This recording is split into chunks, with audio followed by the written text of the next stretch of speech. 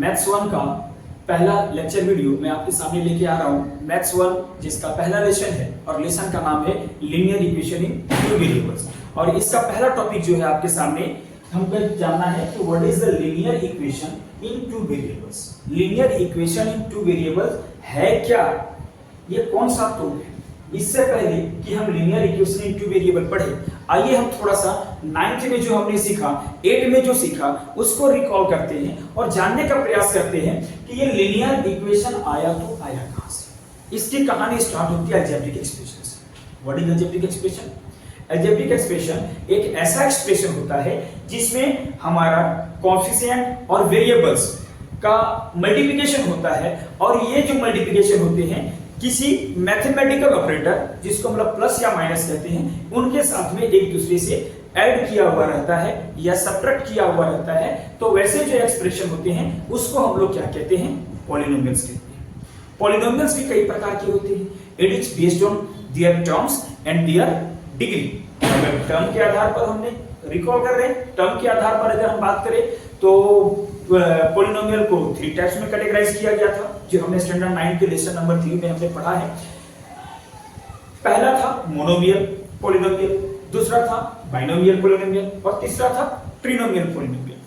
Binomial polynomial, monomial polynomial, ये हमारे उसके टर्म के अकॉर्डिंग हम लोग इसको कैटेगराइज करते हैं। तो अभी सवाल उठता है कि what is monomial? The terms the polynomials which have only one term. ऐसा पॉलिनोमियल्स जिसमें केवल सिंगल टर्म होता है उसको हम लोग क्या कहते हैं? मोनोमियल पॉलिनोमियल कहते हैं। एग्जांपल के लिए हम अगर लिखें 7x, here is a coefficient and here is a variable।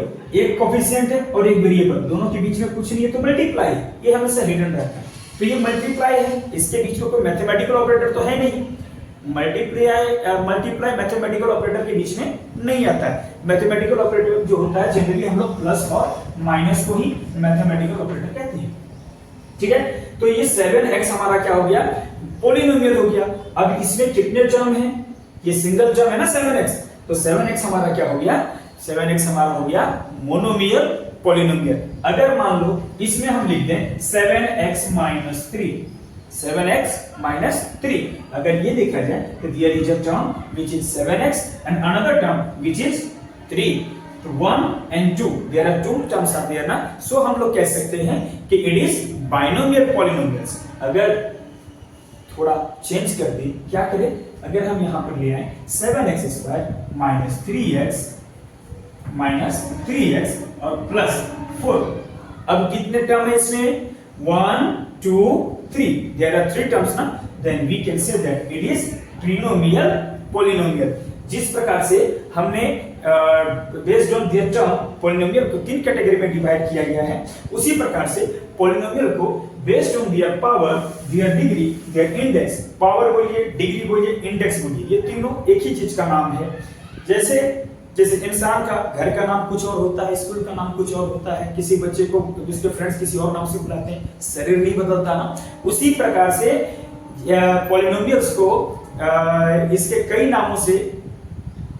कई नामों से बुलाएं तो इसका चेंज नहीं होता। ये सॉरी, डिग्री को, पावर को कई नामों से बुलाते हैं पॉलिनोमियल्स, मेरे मुंह से निकल गया, माफ कीजिएगा। पावर को, डिग्री को या फिर इंडेक्स को, इनके तीनों अलग अलग नाम है लेकिन चीज एक ही है। घबराना नहीं है। कोई अगर बोल दे पावर इसका कितना है, इसका इंडेक्स कितना है, इसका डिग्री कितना है, तो हमें घबराने की जरूरत नहीं है, सोचने की जरूरत नहीं है, हमें आंसर वही देना है। तो based on their power, based on there degree, इसे 3 कैटेगरी में डिवाइड किया गया है। पहला है लीनियर पॉलिनोमियल। अब लीनियर पॉलिनोमियल क्या है? वैसा पॉलिनोमियल जिसका मैक्सिमम नंबर ऑफ पावर किसका होता है? उनके वेरिएबल्स का। उनके वेरिएबल्स का पावर जो है, मैक्सिमम नंबर ऑफ पावर कितना होना चाहिए? 1 होना चाहिए। चाहे वो 1 वेरिएबल हो चाहे 2 वेरिएबल हो। ठीक है, तो वैसे जो पॉलिनोमियल होंगे उनको हम लोग क्या कहेंगे? लीनियर पॉलिनोमियल कहेंगे। जैसे हम लेते हैं 7x + 5, 7x + 5, इसमें वेरिएबल कौन है? x, और x का पावर कितना है? 1। तो ये जो 1 हो गया हमारा मैक्सिमम नंबर ऑफ पावर कितना हो गया? 1 ना, so it is called linear polynomial. When the maximum number of power is 2 then it is called quadratic polynomial, और जब मैक्सिमम नंबर ऑफ पावर 3 हो जाएगा तो उसको हम लोग क्या बोलेंगे, क्यूबिक पॉलिनोमियल बोलेंगे।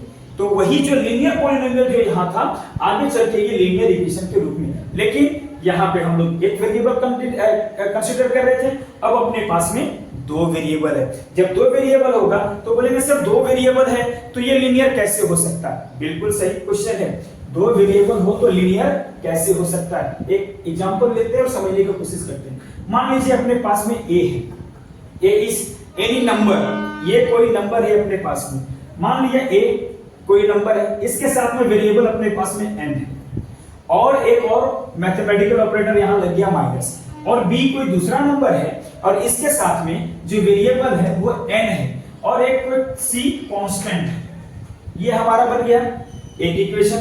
अब इसमें देखो m is our variable and n is our also variable. n का पावर कितना है 1 और n का पावर कितना है 1, तो मैक्सिमम नंबर ऑफ पावर कितना है 1 ही है ना, लेकिन वेरिएबल कितने हैं 2, वेरिएबल कितने 2, यानी कि हम ये कह सकते हैं कि जब दो वेरिएबल दो डिफरेंट कोएफिशिएंट के साथ में किसी मैथमेटिकल ऑपरेटर के साथ में एक ही जब एक्सप्रेशन में होता है तो हम उसको कह सकते हैं कि ये हमारा जो है टू वेरिएबल फॉर्म करेगा, टू वेरिएबल का लीनियर इक्वेशन फॉर्म करेगा, है कि नहीं? आइए दोस्तों आगे हम लोग इसको समझने की कोशिश करते हैं कि लीनियर इक्वेशन टू वेरिएबल आगे हमारे टेक्स्ट बुक में क्या दिया हुआ। अगर आप देखिएगा आपके टेक्स्ट बुक में दिया हुआ है कि an equation which contains two variables and the degree of each term containing variable is 1, it is called linear equation in two variable. For example, और इसका जो general form of linear equation in two variable are ax plus by plus c is equal to 0. It is called general form of two variable linear equation. आप इसे note करके रख लें, कभी भी आपको अगर कोई पूछे कि general form of two variable linear equation क्या होता है, आपको टेंशन लेने की जरूरत नहीं है, डायरेक्ट बोलना है ax plus by plus c is equal to 0, where एक चीज याद रखिएगा, where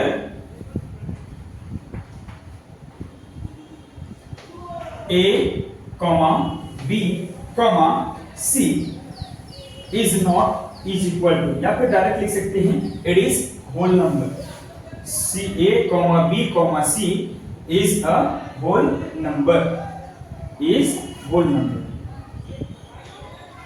is a whole number।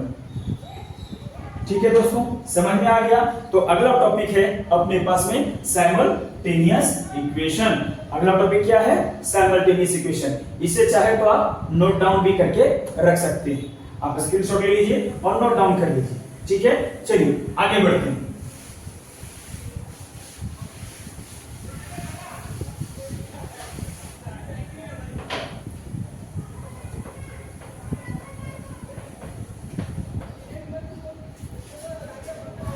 Simultaneous linear equation, simultaneous linear equation. ये बहुत बड़ा टॉपिक नहीं, बहुत छोटा है, छोटी सी चीजें समझने वाली चीजें, ये छोटी छोटी चीजें जो कई बार हमारे मैथ्स के मार्क्स को कम कर सकता है, ये चीज समझना बहुत जरूरी है।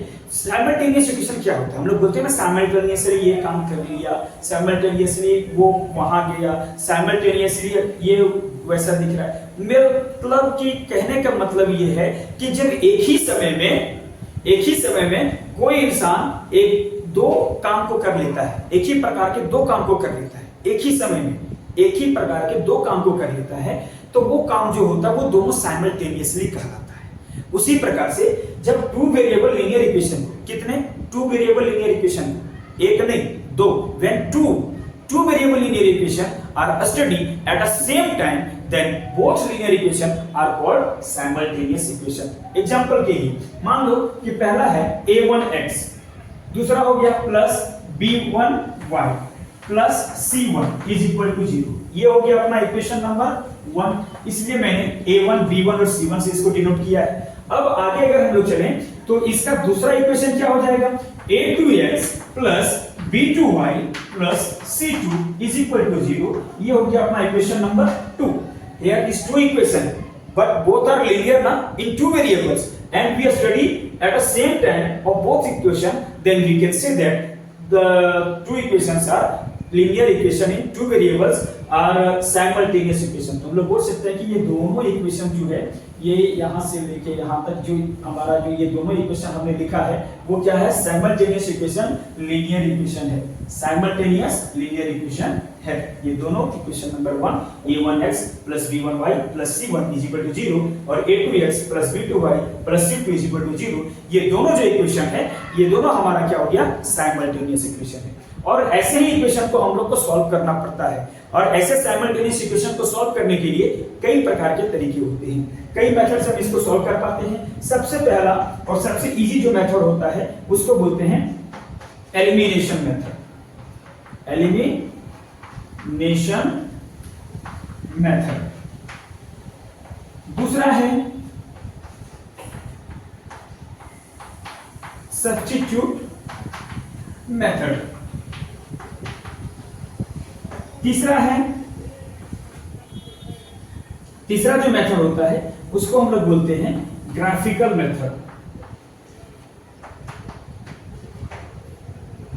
और चौथा मेथड जो आपको पढ़ना है इस स्टैंडर्ड में उसको बोलते हैं क्रैमर्स रूल, क्रैमर्स रूल। ये चार प्रकार के मेथड से हमें इसको सॉल्व करना है।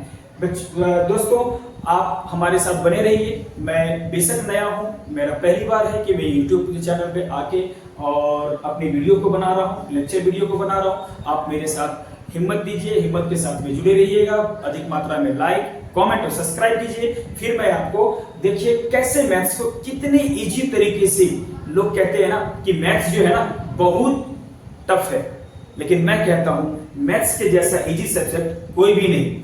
इंग्लिश में आपकी मात्रा स्पेलिंग मिस्टेक हो जाएगा तो आपके मार्क्स कट सकते हैं, ग्रामर मिस्टेक हो सकता है, ग्रामेटिकल मिस्टेक होगा तो आपका मार्क्स कट जाएगा, कॉमा नहीं लगा, फुल स्टॉप नहीं लगा, सेमी कोलन नहीं लगा, क्वेश्चन मार्क नहीं लगा तो आपके मार्क्स कट सकते हैं। उसमें हिस्ट्री में हमें क्या करना पड़ता है, बाहर करना पड़ता है, रट्टा मारना पड़ता है। अगर हमने स्टेप सही नहीं लिखा, पॉइंट नहीं लिखा तो मार्क्स कर सकते हैं। लेकिन मैथ्स एक ऐसा चीज है जिसको रट्टा मारने की चीज नहीं है, कंसेप्ट समझने की चीज है। कंसेप्ट आपको समझ में आया, मल्टीप्लिकेशन, एडिशन, सब्ट्रैक्शन, डिवीजन आपने सही किया तो सारा आंसर आपका सही का सही आ सकता है। तो दोस्तों मेरे साथ बने रहिए, मैं कुमार सर आपको आगे बताऊंगा। सबसे पहले आज जो हम लोग सॉल्व करने जा रहे हैं वो एलिमिनेशन मेथड के बारे में सॉल्व करेंगे। इसके बाद सब्स्टिट्यूट मेथड, ग्राफिकल मेथड और क्रैमर्स मेथड। इसके बाद आपका लेसन 1 समाप्त होगा।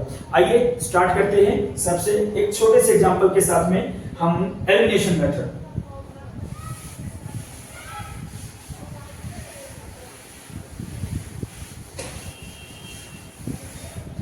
हम एक एग्जांपल लिख सकते हैं। एग्जांपल अपने पास में ऐसा है, क्वेश्चन नंबर एग्जांपल नंबर 1 कि 5x - 3y, 5x - 3y is equal to 8। और दूसरा है इसी के साथ में एक और इक्वेशन है 3x + y is equal to 2, 3x + y is equal to 2। आप देख सकते हैं दो इक्वेशन अपने पास में, 5x - y is equal to 8 और 3x + y is equal to 2। तो सबसे पहले क्या करते हैं, इन दोनों इक्वेशन का नेमिंग कर देते हैं। स्टार्ट करें सॉल्यूशन।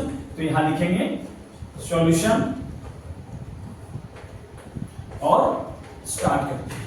पहले 5x - 3y is equal to 8, इसको हमने मान लिया कि ये अपना इक्वेशन नंबर 1 है।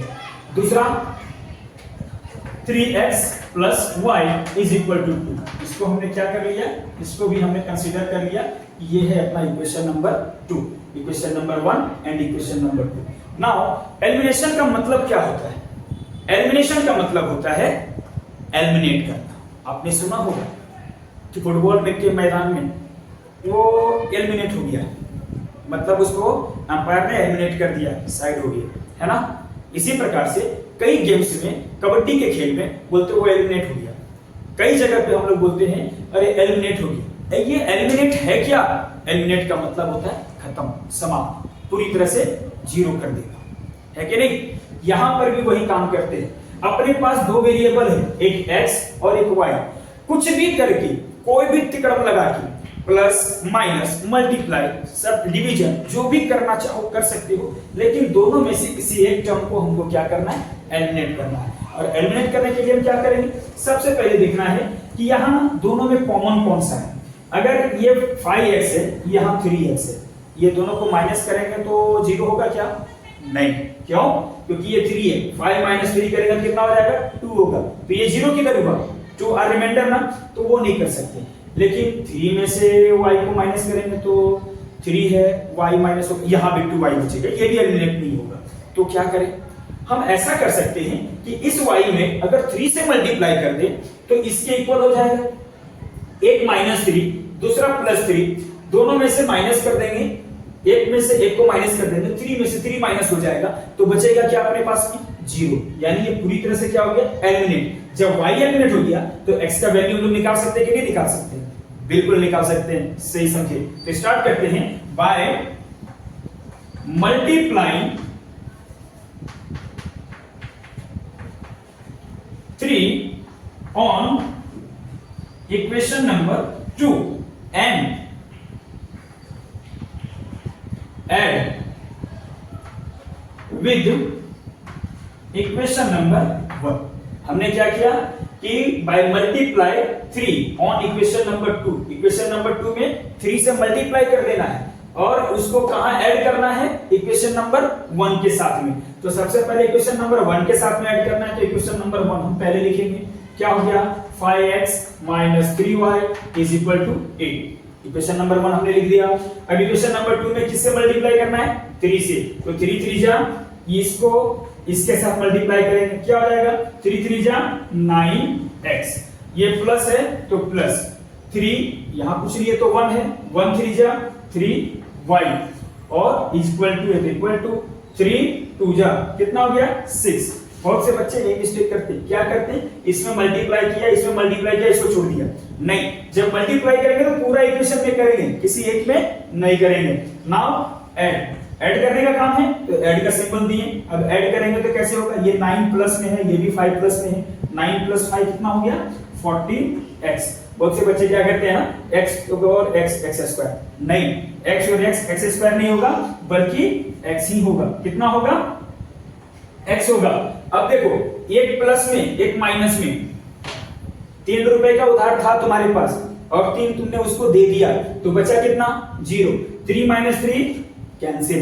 यहां देखो y अपना एलिमिनेट हो गया, 3y - 3y क्या हो गया हमारा? 0 हो गया। अब इधर क्या बचा? 8 + 6 14। नाउ x हमारा 14 × x है, ये इधर चला गया तो क्या हो जाएगा? डिवाइड में। इधर मल्टीप्लाई था तो इधर आ गया, क्या हो गया? मल्टीप्लाई डिवाइड में कन्वर्ट हो जाता है। ये स्टैंडर्ड 9 में हमने पढ़ा है ना, उसी को हम आगे आज फिर से दोबारा पढ़ रहे हैं।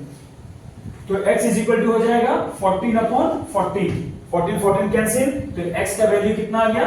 1। अभी क्या करेंगे, यही अपना एलिमिनेशन, एक टर्म को हमने एलिमिनेट किया तो दूसरे टर्म का वैल्यू आ गया, एक वेरिएबल को एलिमिनेट किया, दूसरे वेरिएबल का वैल्यू कितना आया?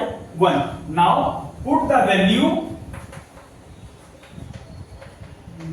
Of x = 1। आप ये दोनों में से किसी एक इक्वेशन में डालिए। किस में डालें? तो हम डालते हैं इक्वेशन नंबर 1 में। Put the value of x = 1 in equation number 1। Equation number 1 क्या है अपने पास में? 5x - 3y = 8। कहां पुट करना है? x के जगह पर, तो हो जाएगा 5 × x - 3y = 8। ये 5 × 1 कितना होगा? 6 होगा ना? 6 होगा ना? नहीं, 5 × 1 कितना होता है? 5 होता है। किसी भी मल्टीप्लाई को, किसी भी नंबर को 1 से मल्टीप्लाई करते हैं तो उसका वैल्यू जो होता है नंबर इटसेल्फ होता है। हमने स्टैंडर्ड 9 में भी इसके बारे में बताया है ना? आगे चलते हैं। 5 × 1 कितना हो गया? 5 - 3y = 8। अब क्या करना है? ये -3y जो है हम इसको उधर लेके चले जाते हैं, ये माइनस उधर चला गया तो प्लस में, और 8 को इधर ले आएंगे तो क्या हो जाएगा? माइनस में। बिल्कुल सही। 5 - 8 और ये हो गया 3 वाई, ये माइनस हट गया, प्लस हो गया। अब 5 में से 8 माइनस करेंगे तो क्या हो जाएगा -3। ये प्लस और ये माइनस है ना, प्लस का सिंबल ज्यादा है या माइनस का, हमने पढ़ा है पहले भी, हमने बताया है क्या कि अगर एक प्लस हो और दूसरा माइनस हो तो काम किसका करते हैं, माइनस का, लेकिन सिंबल किसका लिखते हैं, मोर का, जिसका अधिक है। सिंबल किसका ज्यादा है यहाँ पर, प्लस का कि माइनस का, माइनस का है ना, तो माइनस का सिंबल हम लोग यहाँ दे दिए -3 इज इक्वल टू 3y। अब 3 मल्टीप्लाई में इधर आ गया तो क्या हो जाएगा, डिवाइड में, इसको ऐसे लिखते हैं -3/3, 3 3 जा नहीं 3 1 जा 3 है ना, then y is equal to क्या हो गया -1। तो हम इसको ऐसे लिख सकते हैं, नीचे हम लिख देते हैं एक लाइन में, इसका आंसर ऐसे लिखेंगे, therefore solution is x, y is equal to, x का वैल्यू कितना आया था 1 और y का वैल्यू -1। ये हो गया अपना आंसर, है ना। चलिए आप इसको नोट डाउन कर लीजिए या फिर आप स्क्रीनशॉट भी लेके रख सकते हैं। तो समझ में आया दोस्तों, हमने क्या किया, सबसे पहले दो इक्वेशन था, दोनों साइमल्टेनियस इक्वेशन है, क्योंकि दोनों 2 वेरिएबल लीनियर इक्वेशन है और एक साथ पे दोनों को सॉल्व कर रहे हैं, तो इसलिए इसको क्या बोलते हैं, साइमल्टेनियस इक्वेशन कहते हैं। तो इक्वेशन नंबर 1 और इक्वेशन नंबर 2 दोनों ने नेमिंग कर दिया bye multiplying 3 on equation number 2। पहले क्या किया, इक्वेशन नंबर 2 में 3 से मल्टीप्लाई करके और ऐड करना है किसके साथ में, इक्वेशन नंबर 1 के साथ में। तो इक्वेशन नंबर 1 को हमने एज इट इज लिख दिया, 5x - 3y is equal to 8 और 3 × 3 9 हो गया, प्लस 3 × y 3y और 3 × 2 कितना हो गया 6 हो गया। और 9, अब देखो एक माइनस है प्लस है, दोनों क्या हो जाता है, माइनस होता है। अब ये 3 है, वो 3y - 3y क्या हो जाएगा 0, तो दोनों को कैंसिल कर दिए। 9 + 5 14x, 8 + 6 14। अब ये 14 मल्टीप्लाई में है, इधर चला गया तो डिवाइड में, तो क्या हो गया 14 divided by 14 is equal to 1। Now x का जो वैल्यू आया हम दोनों में से किसी भी एक इक्वेशन में पुट करेंगे, आप चाहो तो इक्वेशन 2 में भी पुट करोगे, आंसर आपका -1 ही आने वाला है, ठीक है। तो इक्वेशन नंबर 1 में हमने पुट किया है 5x - 3y = 8, तो 5 × 1 कितना हो गया 5। अब ये मल्टीप्लाई में, अब देखो ध्यान से देखो, ये माइनस है, उधर चला गया तो प्लस, और ये प्लस में है, इधर आ गया तो माइनस। यानी देखो कोई भी क्या होता है कि अगर ये y हमारा माइनस में रह जाएगा तो हमें आगे चल के प्रॉब्लम हो सकती है, इसलिए मैंने y को प्लस में ले लिया, है ना। तो y को हमने प्लस में ले लिया ताकि समझने में आसानी हो, और ये 8 जो है इसको हमने माइनस में ले आया, तो यहाँ हमारा 3 का वैल्यू कितना हो गया -3, और ये मल्टीप्लाई में 3 है, इधर आ गया तो डिवाइड में, देन y = 3/3 यानी -1, y = -1। Therefore solution is x का वैल्यू x, हमेशा याद रखिएगा कि x का वैल्यू पहले लिखते हैं, y का वैल्यू बाद में लिखते हैं। ऐसा क्यों करते हैं, जब ग्राफिकल मेथड हम पढ़ाएंगे तो उससे मैं आपको बताएंगे कि ऐसा हम लोग क्यों लिखते हैं, x, y ही क्यों लिखते हैं। अभी भी बता सकते हैं x, y कोई भी कोऑर्डिनेट होता है तो 2 कोऑर्डिनेट में होता है, याद कीजिएगा। अब पहले इसको नोट डाउन कीजिए, हो गया। चलिए आगे देखते हैं। आपने ग्राफ ड्रॉ किया है तो सबसे पहले होता है इस प्रकार से x एक्सिस, यहाँ x एक्सिस होता है, यहाँ y एक्सिस, यहाँ x डैश और यहाँ y डैश। कोई भी पॉइंट होता है ये x और y के बीच में, यहाँ तक कि हम भी खड़े हैं ना इस यूनिवर्स में, तो x और y के बीच में खड़ा रहता है। तो x कोऑर्डिनेट हमेशा ऐसे होता है, लेटा हुआ होता है, हॉरिजॉन्टली जो होता है वो x कोऑर्डिनेट होता है, और ये फर्स्ट होता है। इसलिए हम किसी भी चीज को जमीन से नापते हैं, जमीन से नापते हैं, तो जमीन हमारा क्या है, ये होता है ना हॉरिजॉन्टली। तो सबसे पहले जमीन से कोई जमीन आधार चाहिए, बेस चाहिए ना, तो सबसे पहले बेस हमको कितना दूर लेना है, इसलिए x का वैल्यू पहले, और y आसमान में कहां तक गया भाई, ये इस जगह पे है ना, तो उसके बाद y का वैल्यू आता है, ठीक है। इसलिए x, y लिखा जाता है। अब आगे स्टार्ट करते हैं substitution method. Substitution method, same question को हम लोग सब्स्टिट्यूशन मेथड से सॉल्व करेंगे, जो स्टैंडर्ड 9 में भी आपने पढ़ा है। काम वही करेंगे। सबसे पहले क्या करते हैं, इक्वेशन का नाम कर देते हैं, नेमिंग डाल देते हैं। नंबर 1 5x - 3y = 8, इसको हमने मान लिया इक्वेशन नंबर 1।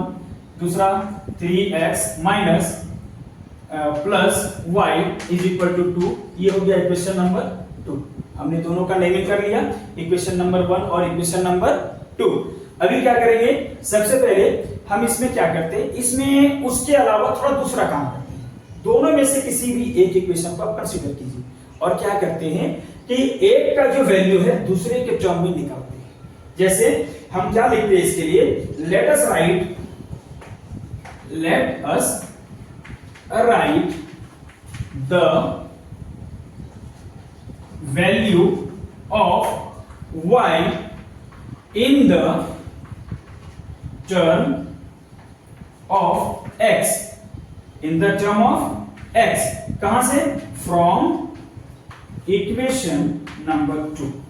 हमने क्या किया, लेट अस राइट, हम पहले लिखते हैं क्या चीज, वैल्यू ऑफ y का वैल्यू निकालेंगे किसके टर्म में, x के टर्म में, मतलब x उसमें रहेगा, x का वैल्यू 0 यहां पर नहीं होगा, यहां किसी को एलिमिनेट नहीं करना है। पहले एक बार हम y का वैल्यू निकालेंगे, बाद में इसके ऊपर x का वैल्यू निकाल के और इसमें सब्स्टिट्यूट कर देंगे, यही है सब्स्टिट्यूशन मेथड। आइए देखते हैं कैसे। पहले हम क्या करते हैं, इक्वेशन नंबर 2 से हम इक्वेशन y का वैल्यू निकालते हैं। किसका वैल्यू निकालते हैं, y का, और किसके रूप में, x के टर्म के रूप में, है ना। तो इक्वेशन नंबर 2 क्या अपने पास में, 3x plus y is equal to 2। Value हमको किसका चाहिए, y का, तो y को यहीं पे रहने देंगे, बाकी सबको उधर लेके जाएंगे। 3x मेरा प्लस में इधर चला गया तो क्या हो जाएगा, माइनस में, यानी y is equal to 2 minus 3x। ये हो गया अपना इक्वेशन नंबर 3। y का वैल्यू आ गया ना, क्या है 2 माइनस 3x, ये इक्वेशन नंबर 3। अब ये जो y का जो वैल्यू आया है x के टर्म में, इसको हम लोग पुट कर देंगे, किससे निकाला था इसको, सेकंड नंबर से ना, तो सेकंड में नहीं, सेकंड इक्वेशन में नहीं, अगला बार में क्या था हमारा एलिमिनेशन में कि दोनों में से किसी एक से हम लोग निकाल सकते थे, x का वैल्यू दोनों में से किसी में भी पुट अप कर देते थे। जब इसमें से हम लोग क्या करते थे, इसको एलिमिनेट करके एक टर्म को, जो x का वैल्यू, अगर x को एलिमिनेट किए तो y का वैल्यू, और y को एलिमिनेट किए तो x का जो वैल्यू आता था, तो उसको दोनों में से किसी में भी हम लोग पुट अप कर देते थे। यहां वैसा नहीं करते, यहां क्या करते हैं, जिस इक्वेशन से हम वैल्यू निकालेंगे दूसरे के टर्म में, उस इक्वेशन को छोड़ के दूसरे इक्वेशन में, इक्वेशन 2 से हमने निकाला है ना, तो इक्वेशन 1 में हम क्या करेंगे, पुट अप करेंगे। इक्वेशन 1 क्या है, लिखेंगे put the value of y, put the value of y is equal to 2 minus 3x in equation 1। क्यों, क्योंकि y का वैल्यू जो हमने इक्वेशन 2 से निकाला है, इसलिए हम कहां पुट करेंगे, इक्वेशन नंबर 1 में पुट अप करेंगे। इक्वेशन नंबर 1 क्या है अपने पास में, 5x minus 3y is equal to 8। अब y का वैल्यू पुट अप करना है ना, तो x तो एज इट इज रह जाएगा, तो हम x को वैसे लिख देंगे 5x माइनस 3 मल्टीप्लाई y की जगह पर क्या डालेंगे, 2 minus x, 2 minus 3x is equal to 8। Now इसको क्या है, ये मल्टीप्लाई में पूरे टर्म के साथ में, तो चलो हम लोग इसको मल्टीप्लाई कर देते हैं, ये हो गया 3, है ना। ये 5x तो वैसे ही रह जाएगा, माइनस 3 मल्टीप्लाई टू 6, और माइनस इंटू माइनस प्लस, और 3 3 जा 9, ये हो गया 9x इज इक्वल टू 8। अब ध्यान देने वाली बात है, ये माइनस में है, उधर चला गया तो क्या हो जाएगा, प्लस में, तो यहां हो गया 5x plus 9x is equal to 8 plus 6 is equal to 8 plus 6 हो गया। अब देखो ये भी प्लस में, ये भी प्लस में, और दोनों का वेरिएबल भी सेम है, तो 9 प्लस 5 कितना हो गया, 14x is equal to 8 plus 6 कितना हो गया, 14, है ना। अब ये 14 मल्टीप्लाई में उधर चला गया तो डिवाइड में, यानी x is equal to 14 upon 14 कितना हो गया, 1। x का वैल्यू कितना आ गया, 1। अब जरा देखो, हमने इससे पहले सेम क्वेश्चन का एलिमिनेशन मेथड में जो सॉल्व किया, उसमें भी अपना x का वैल्यू कितना था, 1 ही था, है ना। हमने लिखा था ना, therefore solution is x, y is equal to 1 minus 1, तो 1 हमारा क्या था, x का वैल्यू था। तो यहां पर भी देखो, हम किसी भी मेथड से सॉल्व करें, इसका x और y का वैल्यू हमेशा सेम आएगा। इस चीज से तो एक चीज ये प्रूफ हो गया। आगे चलते हैं। सर एक क्वेश्चन उठता है कि सर यहां तक आंसर हो गया क्या, नहीं, आंसर ये आधा है। अभी x का वैल्यू आया है, y का वैल्यू भी तो अपने को निकालना बाकी है ना। तो चलो y कोऑर्डिनेट का वैल्यू निकालते हैं और इजी स्टेप में 2 से 3 बार में आराम से 2 से 3 स्टेप में आंसर आएगा। अभी x का वैल्यू कितना आ गया 1।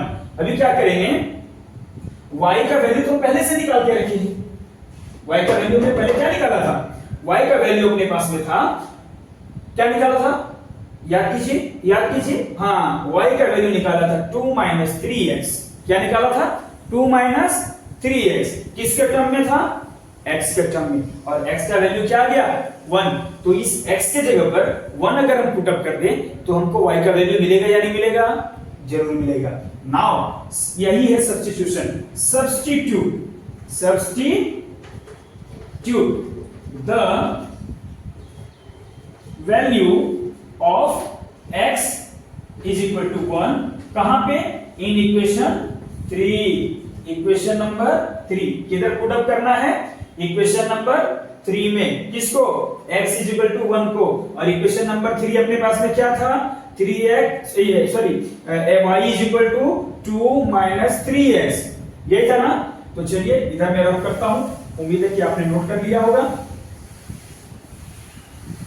लिखते हैं इक्वेशन नंबर 3, इसके नीचे अपने पास स्पेस नहीं है इसलिए मैं यहां से स्टार्ट करता हूं।